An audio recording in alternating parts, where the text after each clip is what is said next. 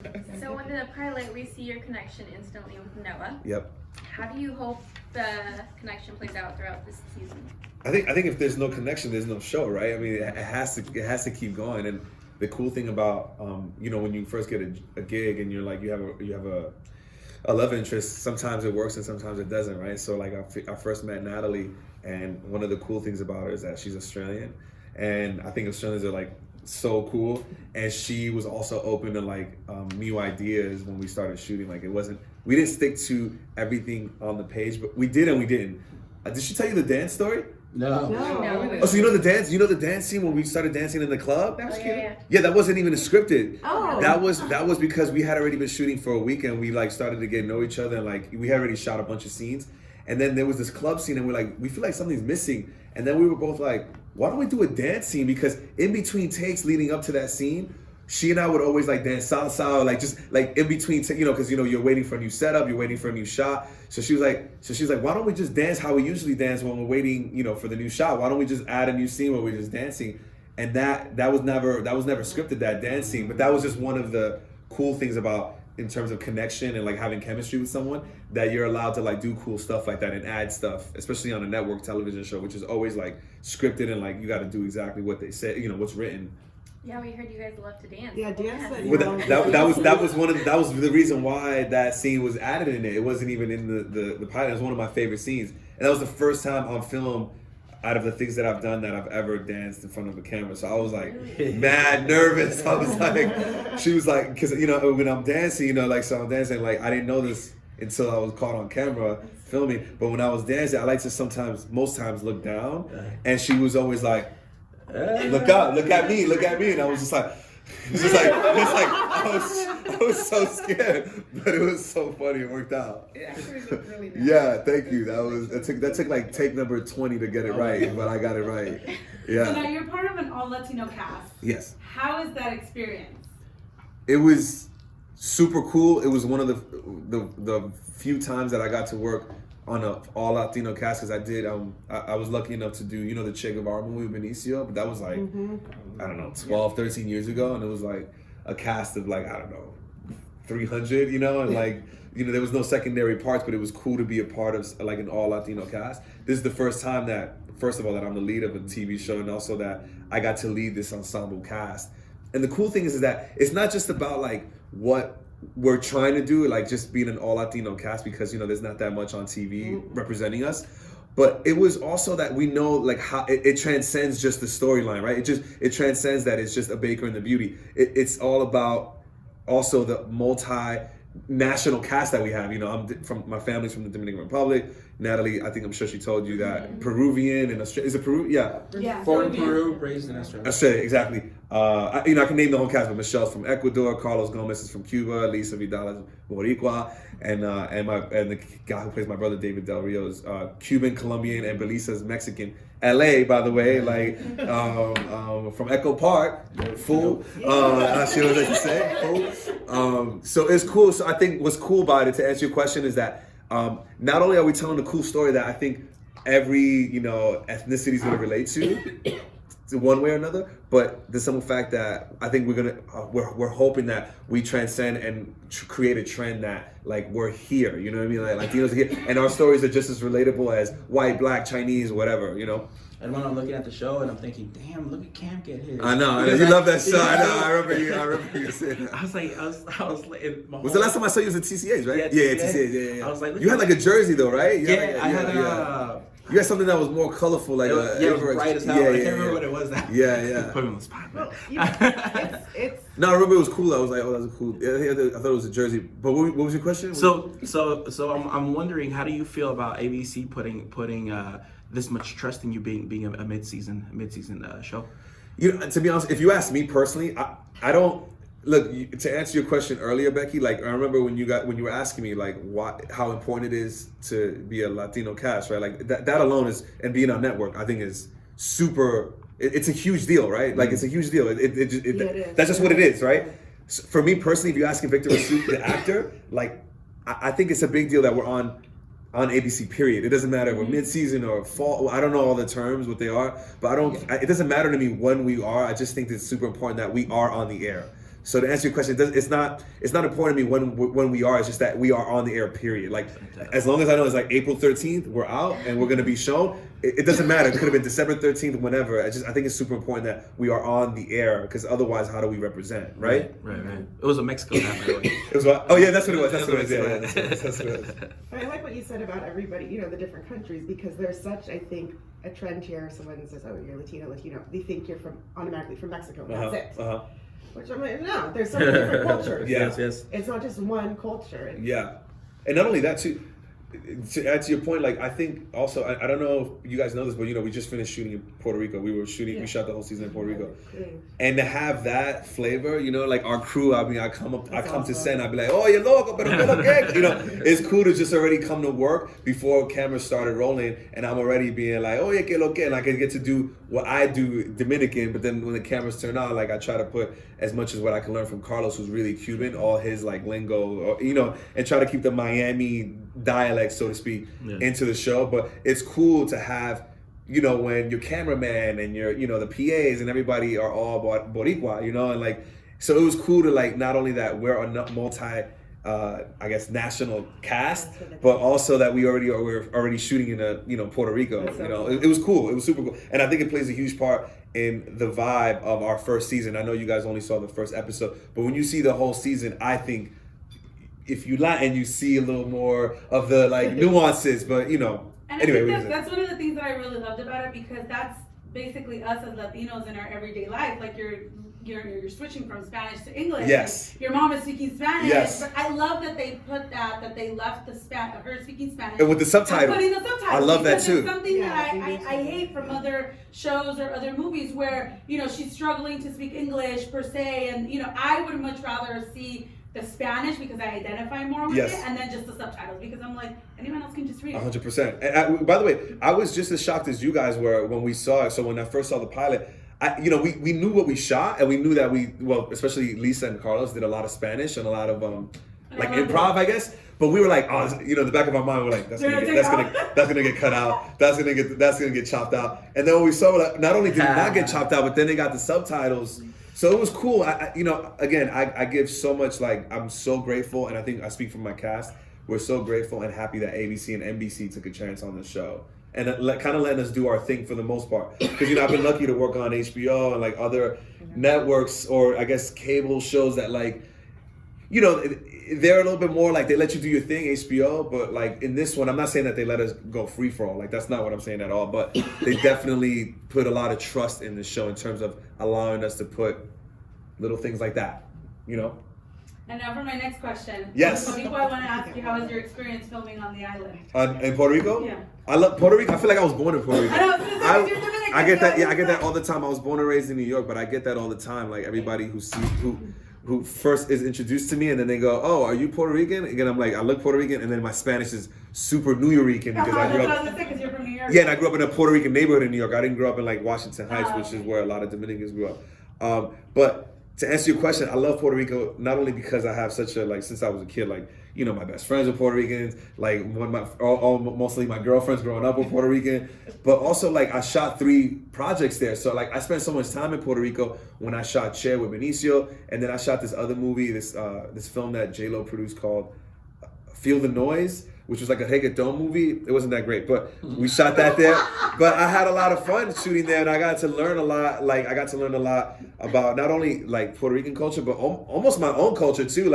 I felt more confident because I grew up with such broken Spanish because my mom only spoke Spanish. But then when I went home, when I went to school and everyone else, I mostly spoke English. So when I got to PR, it forced me to learn Spanish, but then also be confident about what being Latin is and our music and the history. So it was cool. So I got a really, really special place. Puerto Rico has a special place in my heart, and especially that we got to shoot it again for 5 months, this TV show. So I legit feel like I'm Boricua. So felicidades, because I know you guys celebrated Independence Day of the Dominican Republic. We did, yeah. And then now what's going on now, I got a couple of friends, Zoe Saldana being one of them, who is super, I think she went, or I think she's gonna go and protest, but they've been telling me to go. But the thing is, I just finished the show, and then now I'm here. So I'm trying to figure out if if some more protesting needs to happen. Also because my family lives down there too. My dad lives down there. My aunts and my cousins.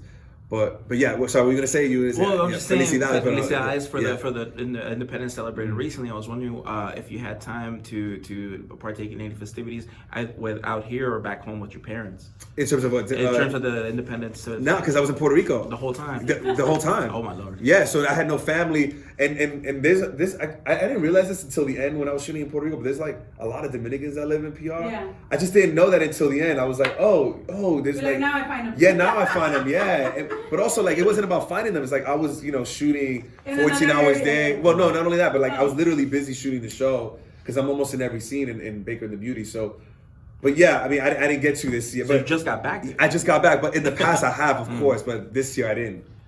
Yeah, because my dad is all about that. Like, he got that DR pride, Even though he doesn't live here, but like, we talk on the phone and he's always like, oye, hijo, ¿qué tú vas a hacer allá en LA? Like, there's no Dominicans here. Yeah, I'm gonna go see Aventura. Yeah, Aventura. Who just got back together, right? Did you get to go when they were here in LA, or were you? I didn't. You were out there? I was filming. Dude, I'm telling you, I missed everything. I've been gone for 5 months. My Lord. I'm like seeing LA for the first time. Like, yo, the palm tree, because PR is so hot. So when you come here, obviously you guys know the weather's so nice here. But yo, it gets so humid in PR. And then we went through the earthquakes too. So we were kind of like, the cast was kind of like, we ready to get home. Like we shot through all that and we wrote it out, the earthquakes. But I think at the end we were like, all right, it's time to get to our respective homes. Shoot. So TCA was your first time back in LA in a while? So I saw you for a minute. Yeah. I saw you for like 2 days, and then as soon as I saw you, I flew right back. Yeah. And then I've been there since. I think I got back yesterday, or the day before, the night before. Wow. Yeah. Holy cow. Crazy. Yeah, the earthquakes happened after I saw you. Yeah. They got you going like this. Yeah, I mean, but it's a machine. Yeah, I'm trying to get the show out there. We're all trying to do the. Was it this crazy when you had to do like the HBO shows or the whipping movie, 50 Shades? The whipping movie. The whipping movie. I did. That's funny. That was a Freudian slip. Michelle, I did Miami. Yeah, I did Miami for 50 Shades, and then I did New York for 50 Shades. But for How to Make It in America, I did all that. Yeah, it hasn't been this since How to Make It. Wow. Because I was sort of I was the lead with Brian, so we were kind of like. But yeah, 50 Shades they had me do Miami and then New York, but it wasn't as crazy as How to Make It, and I think this is gonna be.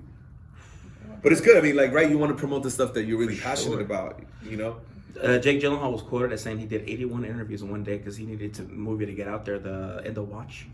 What? 81 interviews? 81 interviews. Dude, after like 10, I'm like, yo, when is this over?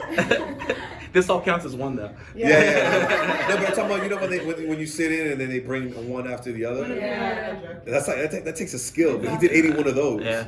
By the way, that movie, but it was a dope movie too. Yeah. Like David Ayer's a G. Yeah, and like that movie was so dope. So of course you want to put out a dope product. Yeah. And Michael Pena was in that too, right? Mm-hmm. Yeah. I love him. Yeah. I haven't seen him in anything recently. Right, he's just He just did the Spider-Man movie. No, but he did something else just now. Recently. Fantasy Island. Oh, he's in that? Oh, Yeah, we should talk about that. Yeah, But, yes, he's in yeah, of other course. things. I love that. We're talking about fantasy. Well, No, so you play the baker, but I want to know if you're a really good cook in real life. I am, only because, and I'm not looking at my publicist, she's like, really? She's like, really? That's a no. No, I am. I once, and I've said this already in interviews promoting the show. I think I might have said it when I saw you. I'm a good cook only because I learned in the last few years, and it was through this service called Blue Apron and HelloFresh. But hold on. So I became really good because you get, I don't know if you know how it works, but like they bring you the food and all the ingredients, and then they break down how to cook it, right? Step by step. So what happens is that so after you cook it, you keep the menu. So on a random day when you like don't have Blue Apron coming in, you go and shop for those very same things, and you do this, and you get really good at it. And then you throw your little spices in it, and it doesn't have to be exactly how the menu is. But then you start learning how to be confident and doing it your own way. So that's how I became good. Now baking, I'm not great at it. I learned how to do it on the show. Like they made us do like a few baking classes, like with a really dope baker in Puerto Rico that owns a bakery called El Horno. and he came and he was our consultant during the whole time. And I learned how to be better with baking, but I'm not as good at baking as I am with cooking. So I am confident that I'm a pretty good So you cook. would burn our dessert then. The what? You would burn our dessert then. I would not burn the dessert. I get if anything, it might be undercooked only because I'm so eager of a person. I'm a little bit impatient, but it would never be overcooked. So you should be doing a collab with Blue Apron. That doesn't mean that you won't get sick, but it won't be overcooked. Say again. You should do a collab with Blue Apron, obviously the baker, the beauty Blue Listen, Apron. if Blue Apron starts watching this, they might be like, you know what it's like? You know what I think about every time I mention Blue Apron or HelloFresh? Do you remember when Tiffany Haddish did Like Groupon. Yeah. Yo, and then she got the crazy endorsement. I'm like, yo. See if you're their sponsor. Yeah. Do you remember that though? She did that on Kimmel and she had everybody dying. Yeah. Tiffany is a beast. Yeah. I was thinking about that. You ever broken anybody's heart quite the way it happened on the show? Wow. I thought we were boys, bro. Yeah, he did bring up the whipping movie. So. I I know. You know that whipping movie? 50 Shades of Grey? They threw great parties, by the way, in LA. They did. Leading up to that. Yeah, they did. Did you go to them? Yeah, it's a We different didn't meet story, back then? No. Oh, okay. No, they kept you secluded. I know. Did I break? Yeah, I guess, right? As a kid, I mean, as a teenager, I'm sure I did. Oh, you and I did? got my heart broken too, Oh, but my Lord. not that I'm playing the victim. But yeah, I think, I think when I was younger too, like, you always think that you're more of a Casanova than you really are. And then you realize that you're not. Uh-huh. I'm pretty sure when I was in high school, I remember I really liked this girl and we were like high school sweethearts. And then like this other, and I went to a performing arts high school, so like I was like the only straight guy in the high school too. So I remember like I was in love with this girl, and then like this other like Australian, she was Australian. I remember I was like, oh my God, this girl is amazing. She's Australian, this accent is incredible, and she's a dope actress. And then we would be in drama class all the time. So the girlfriend that I was dating, who was a dancer, I didn't see her as much. And then me and the Australian girl we were connecting. And then I was like, yeah, I think I'm gonna start dating this Australian girl. Again, I was like 16. She was like, what? She was so hard. And I was like, I will never, like, I remember telling myself that I will always be straightforward with someone after that. Cause the reaction that I got from that girl was like, that was crazy. I would never do. Dude, it was more than La Sopa, yo. And she was half Dominican and half Puerto Rican. So I felt the wrath. It was crazy. It's no joke. So I did. And from that point, I'll always be straightforward. Cool. It was a big lesson for me. El personaje es Daniel. Sorry. Tell me, I know that story was just overwhelming, right? That story was over. Go to the next one. These meddling Aussies. What do you identify most with your personaje? Yeah, so what I identified most with Daniel García was, so he's the oldest of his siblings, and I knew what that felt like because I'm the oldest of my siblings too. I have a brother and sister, and I knew what that felt like, the responsibility and the expectations of that. And so what I brought to it when we were filming was that, just kind of just like that the person that persona of like, things need to be done. My life is pretty much set. I have a bakery, and like sort of, having everything in line and everything structured. Like I knew what that felt like being the oldest of my siblings, and also like, Daniel's life was pretty set up, right? He had the girlfriend, he had the business already set up. I remember like, not that my parents put that on me, but I remember there was someone that I thought like she was gonna be the one, and like I had everything sort of planned out. And so I remember when I was shooting, when I got the part for Daniel, that was the one thing that I sort of brought to it, was remembering that time when I thought I was going to marry this one person, Victor Rasuk, or that girl was going to be the one, but she ended up not being the one. And then also the expectations of being an eldest sibling, like, I was sort of like the dad figure for my brother and my sister, and like just with that, like just like the unexpected things that like come with that. And so, when you look at when I look at Daniel and I look at Baker and the Beauty, the pilot, you could see it almost living in his body and his shoulders, the way how he just sort of like, I was like, Mom, this is how I deal with my mom. This is how I take care of my sister, my brother. Oh man, like, yo, get your stuff together. Like, stop messing around. Yeah. I almost want to curse. I'm so New York. So that's what I brought. That's what I identified, because I'm the eldest of my siblings. That's one of the things that I related to Daniel García. It wasn't the baking until later. The only thing I brought to was the Blue Apron and the Hello Fresh. That's as far as the cooking went for me. Do your siblings still listen to you? The what? Do your siblings still listen to you? I think my sister has 2 kids now, so like it's like, dude, she's like looking at me like, you ain't got no kids, like you can't tell me what to do. I think so. My sister, no. I think what we do now, what our relationship is now, where it's at, is that we're only about 5 years spread apart, and so I think now we're in a different place in our relationship. Like we're like we can relate to each other as adults, and so like we're now exploring that part. Like you respect me as an adult, I respect you as you know, as a mom, as a woman. My brother too, like he's sort of going through a whole new. He's 33. He's going through a whole new thing where he's like, I haven't left New York in years. Like I'm gonna go to Paris, and now he's in Marrakesh. He just came back from Mexico. So I think he's like discovering himself, you know. So you know, it's just like now, how do you relate to like your siblings now that you're adults? Like we're all in our 30s now, so it's not like when we were teenagers and when we were in our 20s. That scene that you did with the phone and have for your sister in the series. How sweet is that, right? That's dope. Yeah, I don't remember doing that to my actual sister in real life, but I remember this. Actually, no, I did this for my brother. So my brother was a big fan of Benicio when I was shooting Che, and I remember like getting on the phone. I told Benicio, you had to like sort of like get to know him a little longer. It wasn't like I did it right off the bat, but like, you know, I had already been filming with Benicio for like a month, and you know, he took a liking to me. I don't know why, but he took a liking to me, and I was like, dude, Benicio, my brother's a really big fan. Like, if I called him, do you mind just saying what's up? And he did that, and I didn't see my brother's reaction, but when I saw Baker and the Beauty, and when when Belisa did that reaction, I was like saying to myself, I could only imagine that's how my brother reacted. That's awesome. Yeah, I didn't, because I couldn't hear I couldn't hear my brother's reaction from Benicio, but yeah, and he was super nice of him to do that too. Will Daniel be, without giving too much away because we don't want any trouble, will Daniel be in any precarious situations with Michelle's character further into the series, emotionally precarious or otherwise? Yeah. So by the way, Michelle Ventimiglia, she's such a great actress. I can't wait to like the world sees more of her episodes. She's incredible. We got super lucky to get her. She's so there's a couple situations that happen that make it precarious between Daniel and Vanessa without giving too much away. But she becomes very instrumental in the Garcia family. I'll just leave it at that. All right. Yeah.